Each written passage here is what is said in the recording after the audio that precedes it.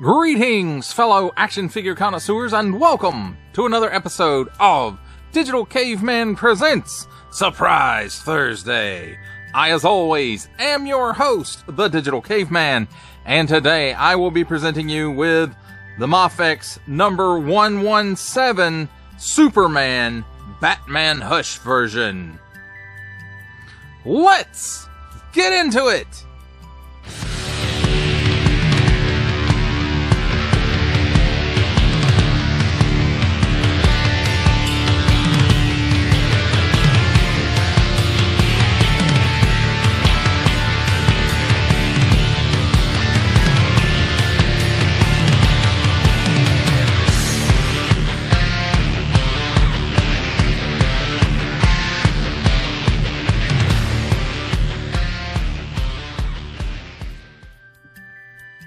Let's start things off with the packaging.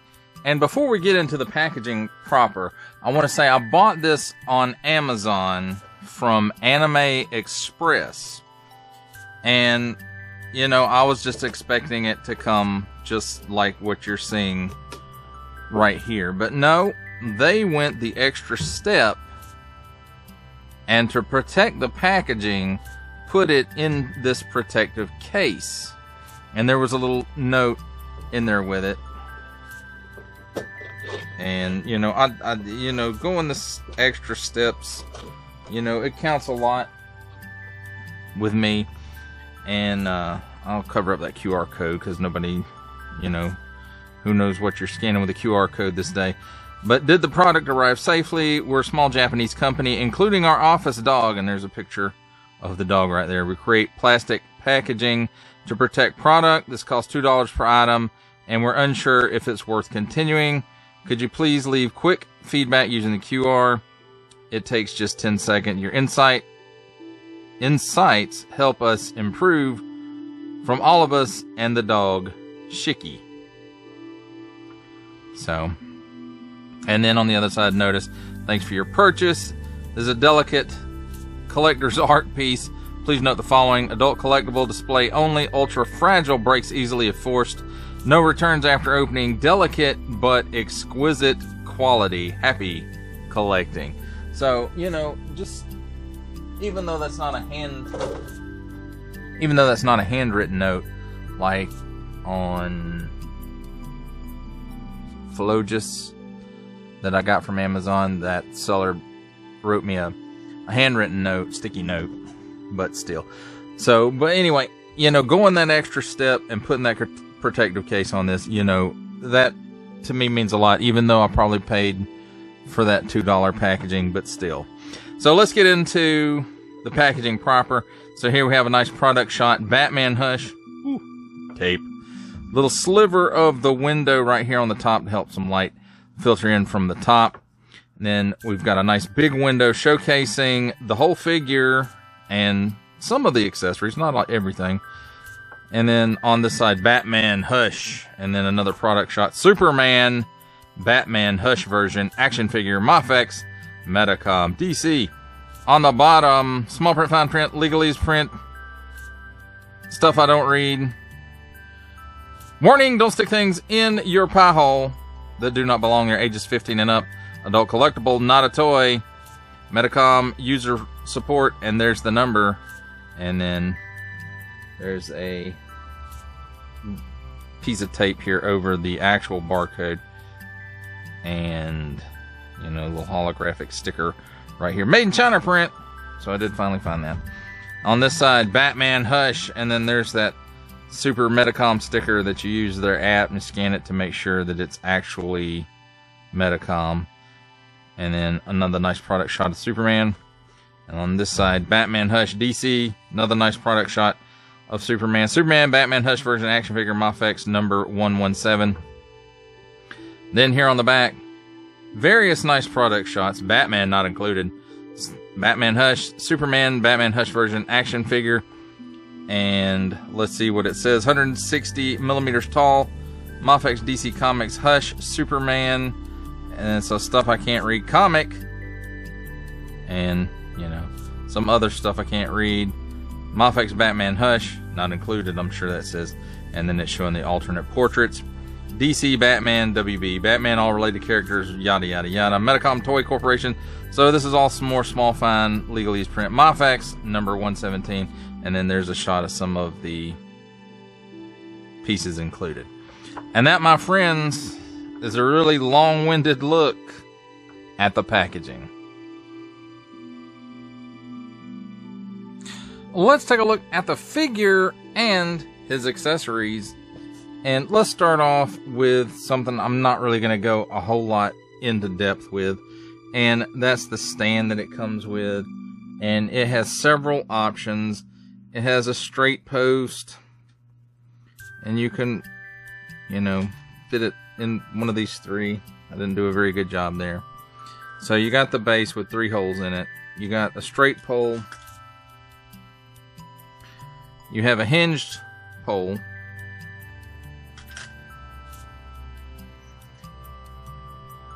You have this clip that makes a circle.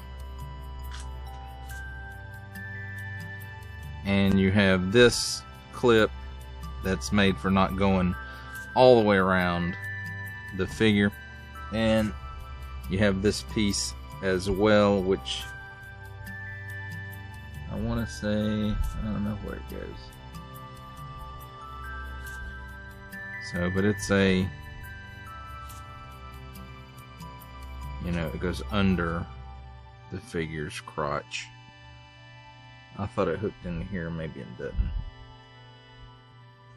So, but anyway, you have options. And as far as the actual accessories go, let's start with one that doesn't even go with this figure. And this goes with the Hush Batman. And as you can see, it's on a little plug of its own there. And this, you know, it's kind of got that darker blue, grayish kind of color. At least that's how it looks to me. I'm colorblind. I'll make fun of handicapped people. But if I can hang on to it, as you can see, this is the kryptonite ring that he uses in Hush to battle Superman while he's under the control of Poison Ivy. So that's a nice addition to go with this figure. Then we have this plant piece when you're wanting to show him under the control of Poison Ivy, and it's open at the back. And the way they show us on the packaging is around his neck, and I think that's how it was in the comic book, but I'm sure the way it is, you could probably put it around his head as well, like a crown. And then the other 2 pieces which go on his forms, you have to pull the hands off, slide these up on his form, and then replace the hands. At least I'm pretty sure you do. You may be able to slide them just over the fist. I'm not sure. I haven't tried it yet. So nice looking detailed pieces in there. Of course, I'm knocking stuff over. So that's a nice piece. Let me see if I can get Superman to stand back up there. Sorta.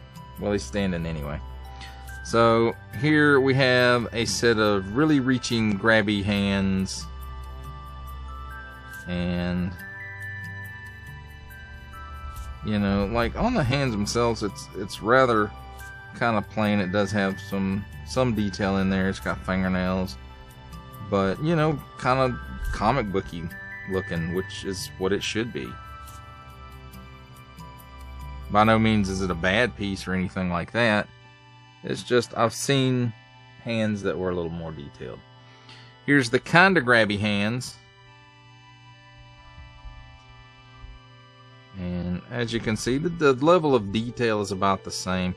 You can see some mold lines in there and there. I'll go bumping the camera because what's a Digital Caveman Presents review without bumping the camera a few times. And again, you can see he's got some fingernails in there. So, again, not the most detailed hands I've ever seen. But, you know, it does have enough detail in there, I think, for this figure, for what it is. And by no means is it like I don't want to make it sound like they're just super plain, which, I mean, they kind of are. You can see he's got fingernails on this one. But, you know, it's just not super detailed. And I don't think it needs to be for what this figure is representing. And there I go, bumping the camera again.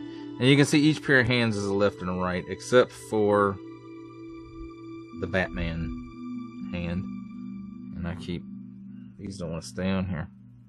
So here's another set of fists. They're not entirely closed. You can see that little gap in there. So I guess it's for him, he can hold stuff too. Maybe.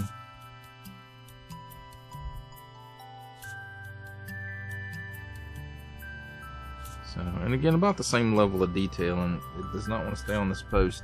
And you can't really see the fingernails except for maybe the thumb there. You can kind of see that. And there are some mold lines on there, which, you know, I'm not super happy about. With, you know, what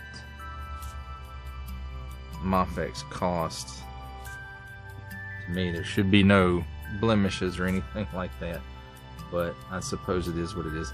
Here's the extra head, which is the angrier head. And I say angrier, and we'll see why in a minute. But you can see, dadgummit. You can see there's a nice level of detail in the hair, and it's got a little bit of a blue. I don't know if it's a wash or a dry brush or some other type of paint procedure. But I'm gonna call it a wash. And you know, it really lends it that comic book feel to the hair. And the eyebrows look like they have some blue to it too. They may be blue altogether. Or it may just be my lights. And then you can see the eyes. To me, I don't know if you can see it on camera or not, but they look red to me, like he's, you know, about to heat vision blast something, which he did in the comic. It was Batman he was trying to roast. So, but you know, I think this is pretty detailed, and I think this is really good Superman face for what it's based on, which is Jim Lee's art. And by no means do I have a problem with Jim Lee's art. He's probably one of my favorite comic book artists. However, it just, let's raise the camera up a little bit. It's not the exact Superman head I would want. I'm really wanting a Superman head that kind of fits just comic book period and not be tied to something specific. And I decided to go with this one. I like the Nightfall, not Nightfall, but the Bane and the Bruce Wayne Batman from Nightfall Mafex figure. So I decided to give this Superman a try. And by no means is it a bad Superman. I really, really like this figure, but you know, that's for another, for the end of the video. As far as the hair goes, you know, same deal with the blue mixed in there. The eyebrows again come across really blue looking to me. And he's got the blue eyes here, and you can see he's not real happy. He's frowning, a frowny Superman. He's got, you know, some details here on the sides of the face that go along with that. So, but I do really like this, and I appreciate it for what it's trying to emulate. It looks like, for the most part, I would guess that this is molded in blue plastic, and then, you know, the specific pieces are molded in color. This, I'm going to guess, is a Tampo. It's very clean looking, and it looks really, really good to me. I think the colors on it, the red and the yellows on this, really are really good. I like those colors. Now the paint on his belt, if it's paint and not, it may be molded in this color, and then the red is a paint, but that wouldn't make much sense, at least in my book it doesn't. But this yellow for the belt looks a little bit pale, especially compared to the yellow in the S shield. Now the other reds throughout the figure look great, and I think they match up pretty close to what's on his shield. And this may, the lighter, paler yellow may be, you know, it may be like that in the comics. I don't know, it's been a really long time since I've read that, so that may be the case, or it may not be the case. So, but nice sculpted details, I mean, throughout this figure. I mean, it looks really, really good. And, you know, this really fits my Superman, the image in my mind, to a T, except for the head. Again, this is, you know, the heads are really specific to Jim Lee's art. And again, there's nothing wrong with that. It's just, I'm looking, I don't know, I don't want to say generic, but something that kind of fits more of everything. And then even on the cape, you know, it's got that nice yellow S shield, and that yellow, it's still not as dull as this. And I don't really want to say dull, but it is kind of dull. Now I really have to say the material that the cape is made out of is really very nice, and it feels really good. On the outside of it, it's really silky feeling. So that's a nice touch, and it kind of has that look to it as well, which makes sense since that's the way it feels. And so I really like this cape. It is wired, so it is posable. So that's really good as well. I always think that's important, especially with soft goods capes.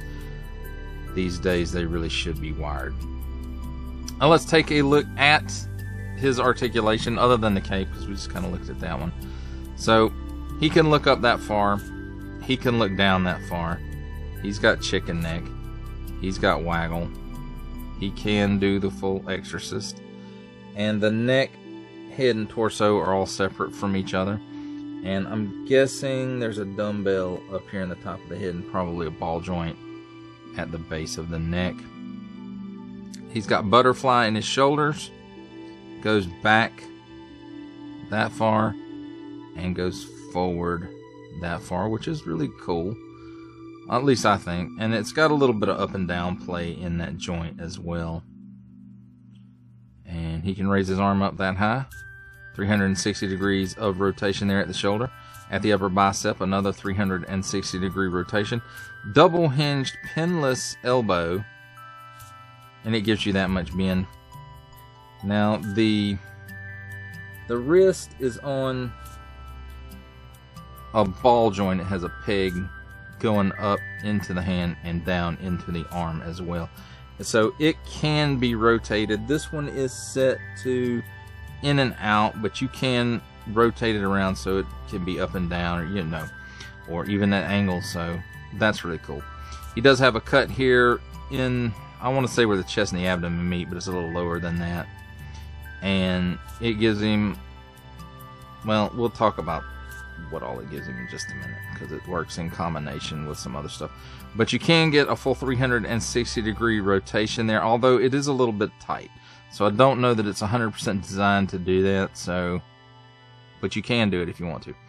There's a ball joint in here, which is at the waist as well. There is one, and it does rotate 360 degrees fairly easily there. Now, as far as this joint and this joint working in conjunction, you get all kinds of super hula going on, leaning left and right. He can lean back that far, which is really good for flying poses, and he can lean forward that far, which is really good as well. At the hips, it does have a pull down hinge, so they can be pulled down to get a little bit greater range of motion there. So, well, I'll say that, but he only gives you that much of the splits, even with the pull down hinge, so that's a little bit disappointing. Seems like he would get a little bit better than that. Now, kicking forward, it does work pretty well there. Back, maybe not so much. He's got maybe a step and a quarter And, you know, it's got a little bit of rotation there because it's on a ball joint right here. So, but no thigh cut or anything like that.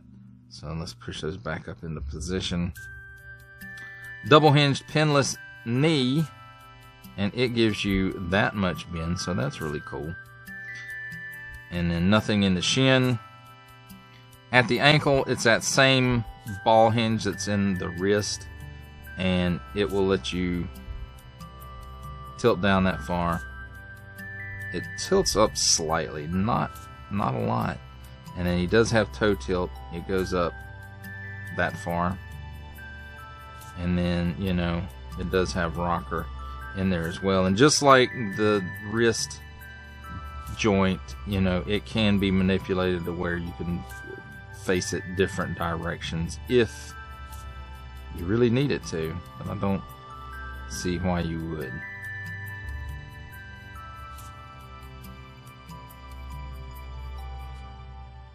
And there you have it, my friends. He'll stand back up. There we go. There's a look at the figure and his accessories. It's time for my favorite part of a review, comparisons. And here we have the Medicom Mafex number 117 Superman Batman Hush version with the Medicom Mafex number 215 Night Crusader Batman, the Medicom Mafex number 216 Bane Batman Nightfall version, and the McFarlane Toys DC Multiverse Batman Hush Superman.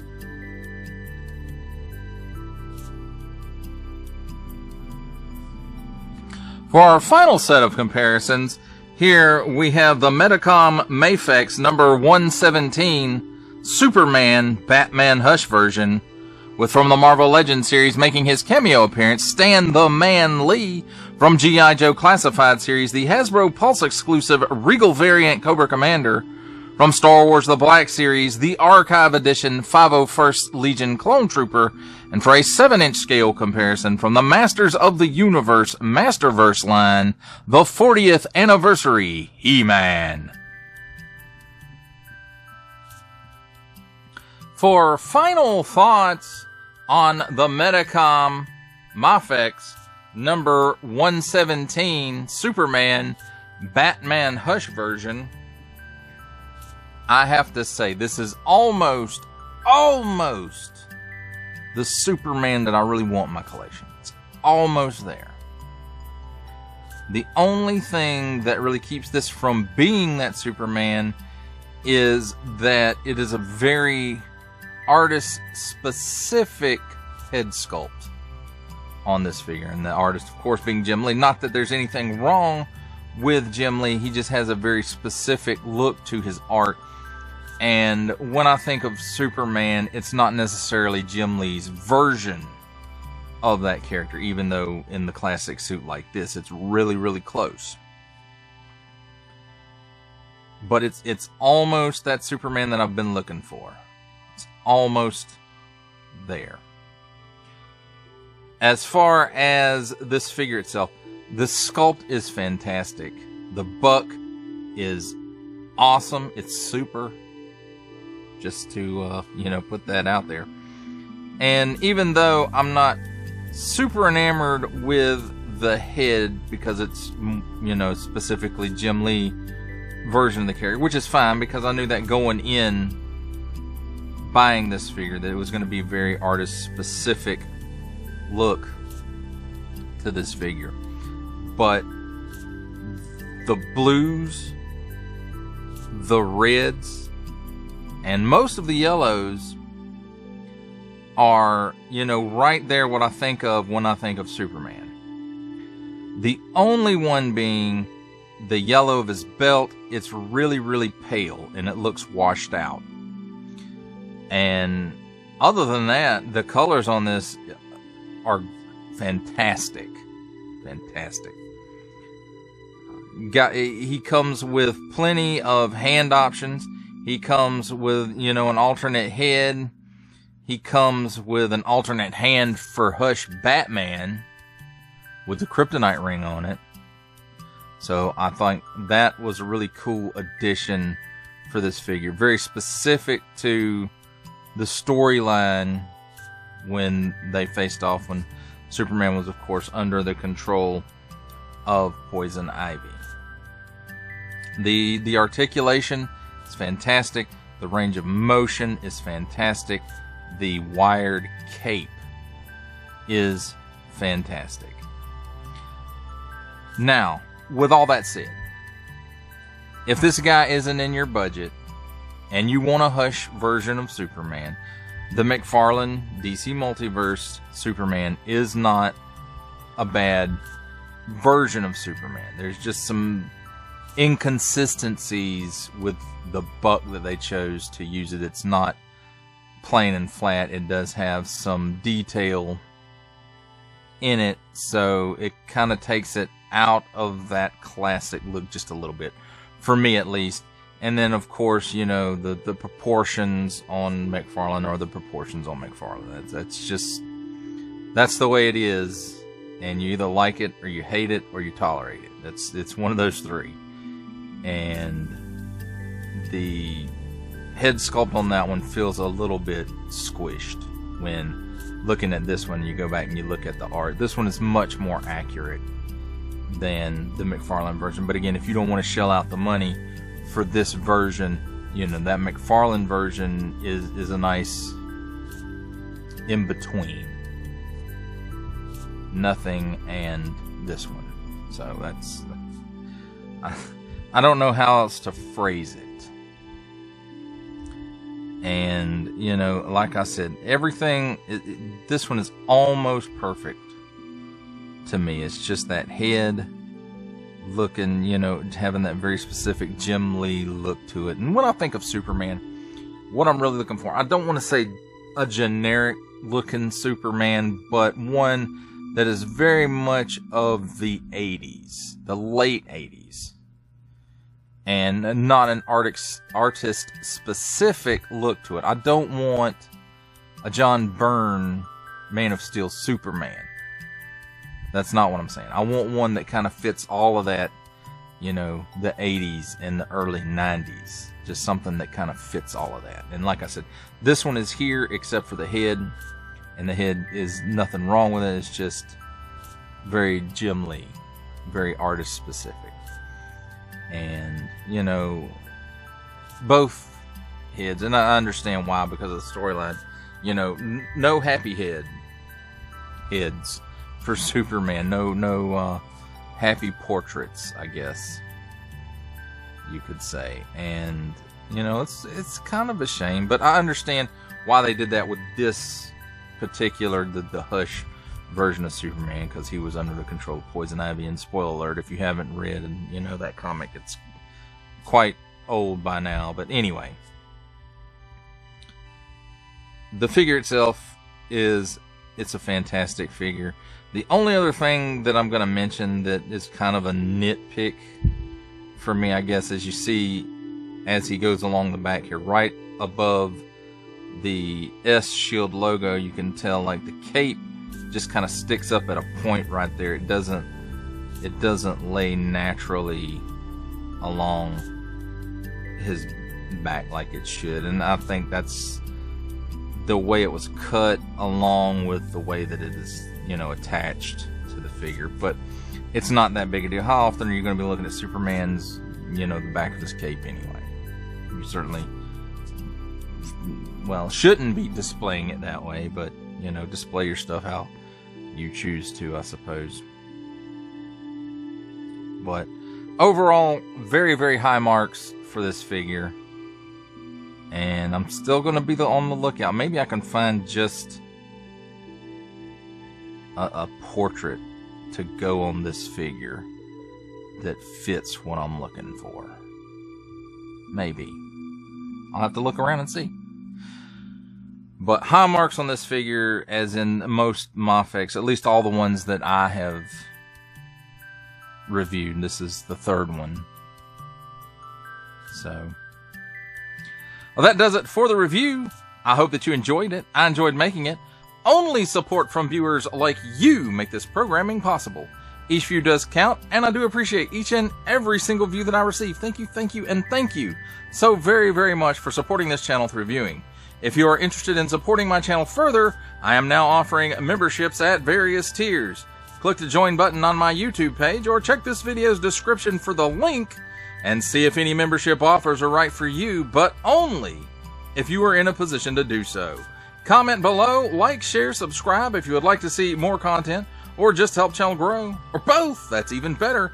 And don't forget to ding that bell so that in the future you will be notified as my new content becomes available. That's a wrap, folks. I'll see you next time.